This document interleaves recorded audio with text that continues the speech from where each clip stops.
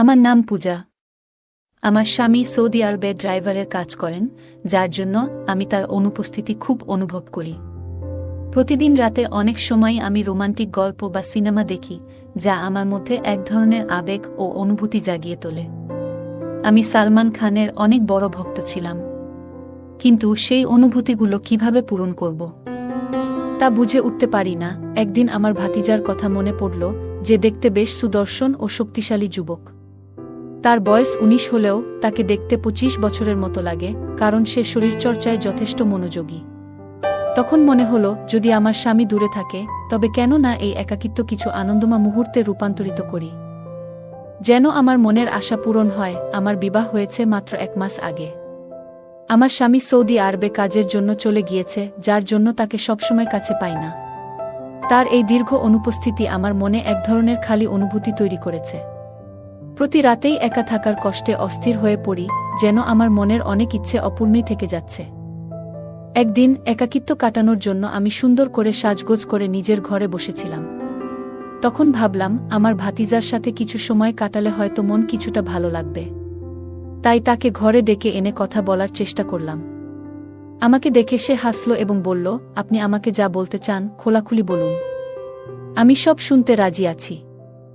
তার কথা শুনে কিছুটা বিস্মিত হলেও একটা শান্তি অনুভব করলাম, কেননা এতদিন নিজের মনের কথাগুলো কারো সাথে শেয়ার করিনি।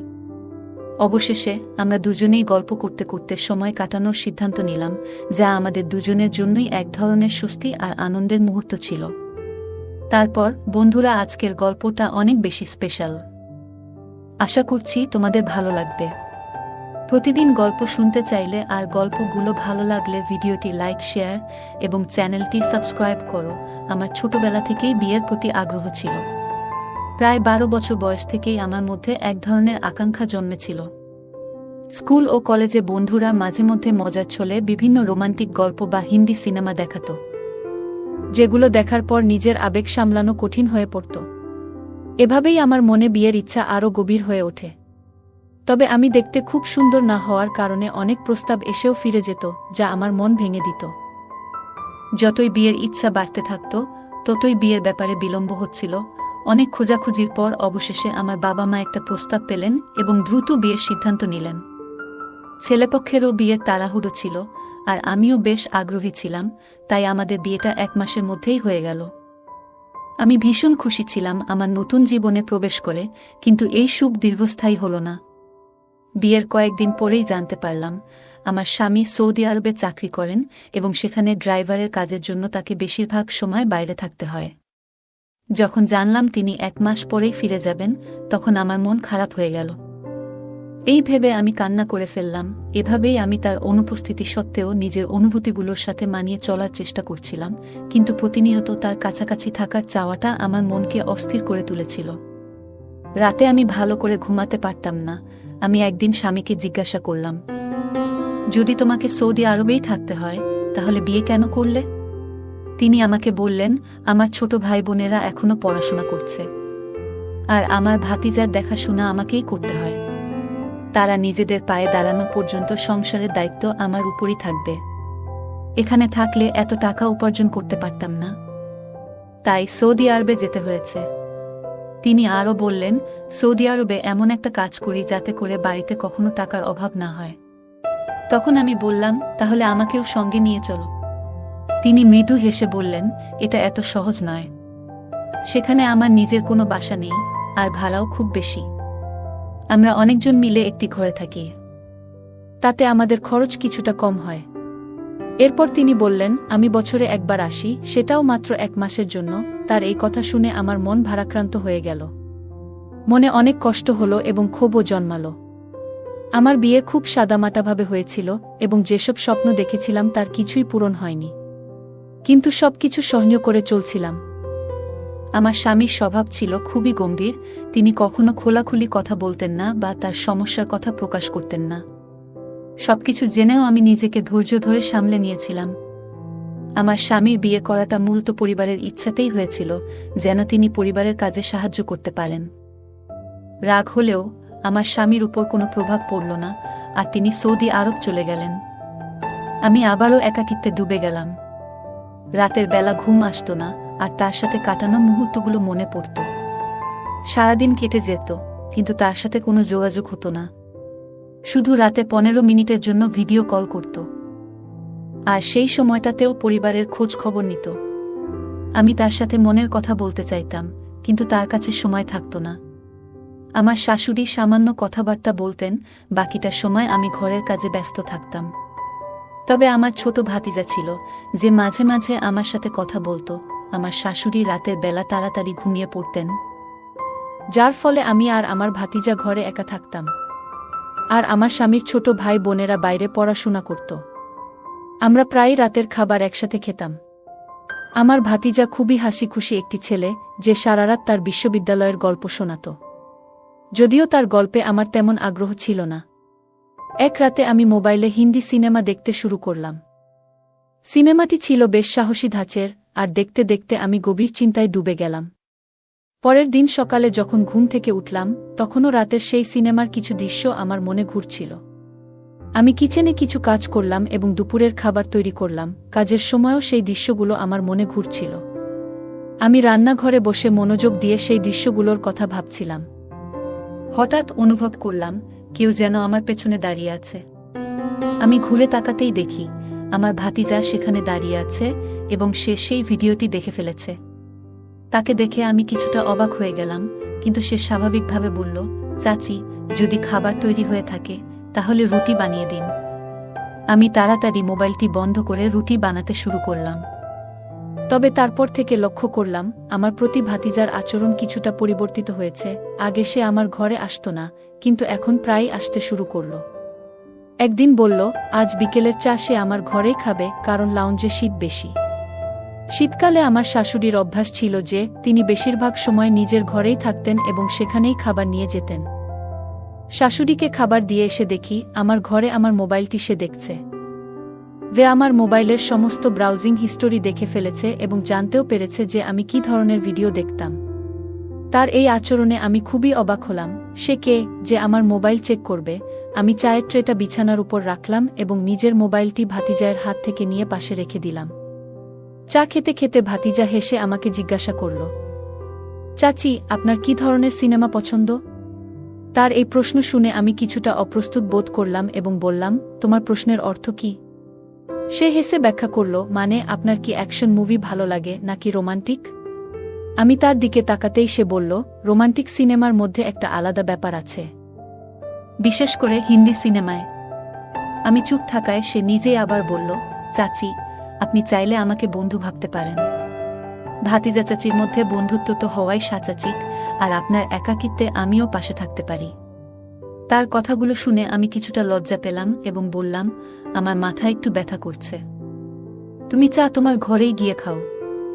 যদিও আমি বন্ধুত্বপূর্ণভাবে মিশতে চেয়েছিলাম, তবু কিছুটা অস্বস্তি অনুভব করছিলাম। কথা বলার ধরন দেখে আমি কিছুটা বিরক্ত হলাম এবং কড়া ভাষায় ভাতিজাকে বললাম যে এখানে থেকে চলে যাও, সে নিজের চা নিয়ে তার ঘরে চলে যেতে পারে। সে বিনা দ্বিধায় কাপটা হাতে নিয়ে ঘরে চলে গেল। সাধারণত কাজের ফাঁকে ফাঁকে সে মাঝে মাঝে আমার সঙ্গে হালকা মজা করত, কিন্তু সেদিনের পর থেকে সে কিছুটা চুপচাপ হয়ে গেল। পরদিন সকালে যখন আমি রান্নাঘরে সকালের নাস্তা বানাচ্ছিলাম, তখন সে হঠাৎ নিজের ঘর থেকে চাচি চাচি বলে ডাকতে শুরু করল। আমি তার ঘরে ঢুকে দেখি সে নিজের শার্টের বোতাম লাগানোর চেষ্টা করছে। আমাকে দেখে সে বলল, চাচি, আমার শার্টের বোতাম খুলে গেছে, আপনি কি একটু সাহায্য করতে পারেন? আমি কিছুটা দ্বিধা নিয়ে তার শার্টের বোতাম লাগাতে শুরু করলাম আর কাজের মধ্যে মনোযোগ দিলাম। কাজ করতে করতে হঠাৎ আমি লক্ষ্য করলাম সে আমার দিকে মনোযোগ দিয়ে তাকিয়ে আছে, যা আমাকে একটু অস্বস্তিতে ফেলল। একসময় যখন আমার চুলের একগুচ্ছ সামনে এসে পড়েছিল, সে নরমভাবে সেটি সরিয়ে কানের পেছনে রেখে দিল। আমি একটু চমকে পিছিয়ে আসলাম, আর সে হেসে বলল, চাচি, শুধু চুলগুলো সরিয়ে দিলাম, আপনি এত ঘাবড়ে গেলেন কেন? আমি দ্রুত বোতাম লাগানো শেষ করে নিজের ঘরে চলে এলাম। আমার মনে কিছুটা অস্বস্তি হচ্ছিল, তবে আমি নিজেকে সামলে নিলাম। আমি অনুভব করছিলাম যেন ভাতিজা আমার কাছাকাছি আসার চেষ্টা করছে, আর এই কারণেই আমি একটু দূরত্ব বজায় রাখতে চেষ্টা করছিলাম। এক রাতে যখন গভীর ঘুমেছিলাম, হঠাৎ মনে হলো কেউ যেন আমাকে গভীর মনোযোগ দিয়ে দেখছে। এই অস্বস্তিতে আমার ঘুম ভেঙে গেল। ঘরে শুধু মৃদু নাইট ল্যাম্পের আলো জ্বলছিল। চারপাশে তাকিয়ে দেখলাম আর ভাবলাম কেন আমার এ ধরনের অস্বস্তি হচ্ছে। তারপর আমার দৃষ্টি ঘরের জানালার দিকে গেল, যা সাধারণত বন্ধ থাকে, কিন্তু আজ খোলা ছিল। আমি একটু অবাক হয়ে গেলাম, কারণ আমি সাধারণত জানালাটি খুলি না। জানালাটি বন্ধ করতে উঠতেই মনে হলো হয়তো কেউ ভাতিজার ঘরে ঢুকেছে, যা দেখে আমার মনে এক ধরনের অজানা ভয় তৈরি হলো। নিশ্চিতভাবেই ভাতিজাই হবে, যদিও আমি তাকে দেখিনি। তখন আমি আমার ঘর থেকে বেরিয়ে শাশুড়ির ঘরে গেলাম, তাদের পাশে গিয়ে শুয়ে পড়লাম। তবে তারা এত জোরে নাক ডাকছিলেন যে সেখানে আর থাকতে পারলাম না এবং বাধ্য হয়ে নিজের ঘরে ফিরে এলাম। সকালে নাস্তার সময় ভাতিজা আমাকে বারবার লক্ষ্য করছিল। তারপর সে বলল, চাচি, আপনাকে তো চাচার কথা অনেক মনে পড়ে নিশ্চয়ই? আমি বললাম, হ্যাঁ, অবশ্যই অনেক মনে পড়ে। তখন সে বলল, তাহলে নিশ্চয়ই রাতের বেলা অনেক সময় ঘুম আসে না আপনার? আমার ভাতিজা একদিন এমন কথা বলল যে, চাচাকে তো আপনি অনেক মিস করেন, তাই না? তাহলে ঘুমানো নিশ্চয়ই কষ্টকর হয়। তার এই কথায় আমি বেশ বিরক্ত হয়ে গেলাম। আমি তাকে কঠোরভাবে বললাম, তুমি আজকাল খুব বেশি কথা বলছো, এভাবে কথা বলা বন্ধ করো। আমার কথা শুনে সে চুপচাপ সরে গেল। পরের রাতে দেখি আমার ঘরের জানালা অদ্ভুতভাবে খোলা, আর জানালার কাছে ভাতিজাকে দাঁড়িয়ে থাকতে দেখি। এটা দেখে আমার খুব খারাপ লাগলো। পরের দিন তাকে জিজ্ঞাসা করলাম, তুমি আমার ঘরের জানালার কাছে কেন এসেছিলে? সে মৃদু হেসে বলল, চাচি, আপনাকে ঘুমাতে দেখে খুব ভালো লাগছিল। তার এই কথা শুনে আমার খুব রাগ হলো এবং বললাম, এবার থেকে এমন কিছু করলে তোমার চাচাকে জানাবো। সে আমার কথা শুনে একটু বিরক্ত হয়ে চলে গেল। পরের রাতে যখন আমি ঘুমাচ্ছিলাম, হঠাৎ মনে হলো কেউ আমার ঘরে আছে। চোখ খুলে দেখি ভাতিজা আমার ঘরে খুব কাছাকাছি দাঁড়িয়ে আছে। ভয়ে ও বিস্ময়ে আমি তাকে বললাম, তুমি আমার ঘরে কি করছো? সে বলল, ঘরের দরজা খোলা ছিল তাই ঢুকে পড়লাম। আসলে চাচা যখন এখানে নেই, তাই আপনার খেয়াল রাখতে ইচ্ছে হয় আমার। এই কথা শুনে আমি তাকে আরও সতর্ক করে বললাম যে এই ধরনের আচরণ আর কখনো যেন না করে এবং তার সীমার মধ্যে থাকে। সে আমার কথা শুনে ঘর থেকে চলে গেল। এরপর থেকে আমি সবসময় সতর্ক থাকি এবং তাকে তার নিজের জায়গায় থাকতে বুঝিয়ে দিয়েছি। তারপরের দিন রাতে আমি যখন ঘুমাচ্ছিলাম, আবার হঠাৎ মনে হলো আমার ঘরে কেউ এসেছে। চোখ খুলে দেখি আমার ভাতিজা। সে আমাকে বিভিন্ন কথা বলতে থাকলো। সে বলল, বিষয়টা এত সহজ ছিল না চাচি। তার আচরণ ও মিষ্টি কথাগুলো যেন আমাকে অসহায় করে দিয়েছিল। এর আগে আমি কিছু বুঝে ওঠার আগেই সে আমাকে এক অদ্ভুত জালে জড়িয়ে ফেলেছিল। হঠাৎ সে আমার মুখে হাত রেখে বলল, কেউ যদি দরজা দিয়ে চলে আসে? তুমি যে দরজা খোলা রেখেছ, সেটা কি আমার জন্য? তার কথা শুনে আমি বিস্মিত হয়ে ভাবছিলাম, কখনো তো এমন অনুভূতি আমার মধ্যে আসেনি। আমি তাকে সবসময় নিজের সন্তানের মতোই ভেবেছিলাম। তবে সত্যটা হলো, সে যেন এক প্রজ্বলিত আগুনের মতো এবং এই আগুন থেকে দূরে থাকাই ভালো, কিন্তু আমি পারলাম না। এই ঘটনা আমার জীবনে এক অস্থিরতা এনে দিল। আমি অশ্রু মুছতে মুছতে তাকে বললাম, তুমি যা করেছ তা ঠিক হয়নি। আমি এই ব্যাপারে আল্লাহর কাছে প্রার্থনা করব যেন তিনি তোমাকে শাস্তি দেন। সে বলল, তুমি যেসব সিনেমা এবং গল্প দেখো সেগুলো কি? চাচি যান, তোমার চোখেও তো ওসব চলতে থাকে, বলেই সে চলে গেল। আমি কখনো চাইনি যে এরকম কিছু আমার সাথে হবে। পরের দিন আমি কোনো কিছু না বলে মায়ের বাড়ি চলে গেলাম। মনে মনে ভেবেছিলাম, আমি কি আমার স্বামীকে সবকিছু জানাবো? আমি এতদিন এই কথা কাউকে বলিনি। কিন্তু পরের দিন আমার একজন বন্ধুর সঙ্গে দেখা হলে আমি তাকে পুরো বিষয়টি খুলে বললাম। তিনি বললেন, তোমার শুরু থেকেই তুমি তোমার ভাতিজায়ের প্রতি খুব বেশি খোলামেলা ছিলে। আর যদি তুমি এই ঘটনা তোমার স্বামীকে বলো, তাহলে সে তোমার কথা বিশ্বাস করবে না, বরং তোমাকে খারাপ মানুষ হিসেবে ধরে নিবে। তাই এটা এখানেই গোপন রাখো। এছাড়া সে আমাকে একটি পরামর্শ দিল যে আমি আমার স্বামীকে বলি আমাকে সৌদি আরবে ডেকে নিয়ে যেতে, যাতে আমি সেখানে তার সঙ্গে থাকতে পারি।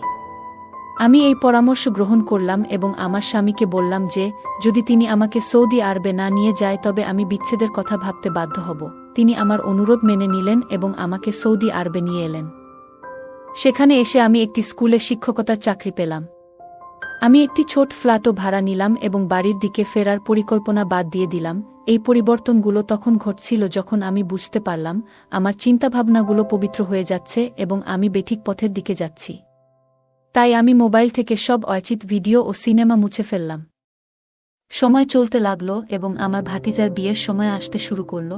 যখন আমার স্বামী বাড়ি যাওয়ার সময় আমি বললাম, আমি আপনার সাথে যেতে পারবো না, আমি এখানেই থাকব এবং অপেক্ষা করব। আমার স্বামী একা বাড়িতে চলে গেলেন, কিন্তু তিনি সেখানে মাত্র 1 সপ্তাহ কাটিয়ে দ্রুত ফিরে এলেন। ফিরে এসে তিনি বললেন, আমি তোমাকে খুব মিস করেছি, তাই ফিরে আসতে বাধ্য হলাম। 6 মাস পর আমরা জানতে পারলাম যে আমার ভাতিজার স্ত্রী আরেকজনের সাথে ধরা পড়েছে। এটি শুনে আমার মনে অনেক শান্তি এলো, কারণ যে ব্যক্তি আমার জীবনকে উল্টে দিয়েছিল তার প্রতি আল্লাহর কোনো না কোনো শিক্ষা দিতে শুরু করেছেন। আমি সবসময় ধৈর্য ধরেছি। একটু সময় পর আল্লাহ আমাকে সন্তানের সৌভাগ্য দিলেন। আমার এখানে যমজ বাচ্চা হলো এবং আমি তাদের সঠিকভাবে বড় করার চেষ্টা করলাম। বর্তমানে আমি আমার জীবনে খুবই খুশি আছি এবং আমার পরিবারের সঙ্গে একটি সুখী জীবন কাটাচ্ছি। গল্পে একজন নারী তার ভাতিজার প্রতি অতি খোলামেলা আচরণের জন্য সমস্যায় পড়েছেন। এতে বোঝা যায় যে আমাদের নিজেদের ও অন্যদের সাথে সম্পর্কের ক্ষেত্রে সতর্কতা অবলম্বন করা প্রয়োজন। আত্মীয় বা ঘনিষ্ঠ কারো সাথে আচরণের ক্ষেত্রে মনের মাঝে সুস্থ সীমারেখা বজায় রাখা গুরুত্বপূর্ণ। গল্পের নারী আল্লাহর কাছে ধৈর্য নিয়ে প্রার্থনা করেছেন, যা তাকে কঠিন পরিস্থিতি মোকাবেলা করতে সহায়তা করেছে। কঠিন সময়ে ধৈর্য ও প্রার্থনা আমাদের মনোবল যোগায় এবং সমস্যার সমাধানে সহায়তা করে। ভাতিজার আচরণকে তিনি এক ধরনের প্রজ্বলিত আগুনের মতো মনে করেছেন এবং পরে নিজেকে তা থেকে দূরে রাখতে চেষ্টা করেছেন। নেতিবাচক সম্পর্ক ও পরিস্থিতি থেকে দূরে থাকা প্রয়োজন, যাতে আমরা আমাদের জীবনে মানসিক শান্তি বজায় রাখতে পারি। গল্পের নারী তার জীবনকে সংশোধন করতে অপ্রয়োজনীয় ভিডিও এবং সিনেমা থেকে নিজেকে দূরে রেখেছেন। তিনি পবিত্র ও আত্মনিয়ন্ত্রিত জীবনের জন্য এই সিদ্ধান্ত নিয়েছেন। এটি আমাদের শেখায় যে আত্মনিয়ন্ত্রণ ও নিজেকে সঠিক পথে নিয়ে যাওয়া জীবনের মান উন্নত করে। গল্পে নারী ধৈর্য ধরেছেন এবং অবশেষে দেখেছেন যে ভাতিজার স্ত্রীর বিশ্বাসঘাতকতা ঘটেছে। এতে তিনি শান্তি খুঁজে পেয়েছেন, কারণ এটি তাকে মনে করিয়েছে যে আল্লাহ ন্যায় বিচারক এবং আমরা আমাদের জীবনের ন্যায়ের উপর পূর্ণ নির্ভর করতে পারি। বন্ধুরা, যদি এই গল্পটি ভালো লেগে থাকে তাহলে দয়া করে ভিডিওটি লাইক করুন এবং আমাদের চ্যানেলটি সাবস্ক্রাইব করুন। পাশে থাকা বেল আইকনটি প্রেস করুন, যাতে করে আমরা যখনই নতুন ভিডিও আপলোড করি তার নোটিফিকেশন সবার আগে আপনার কাছে পৌঁছে যায়। ধন্যবাদ, দেখা হবে আমাদের পরবর্তী ভিডিওতে।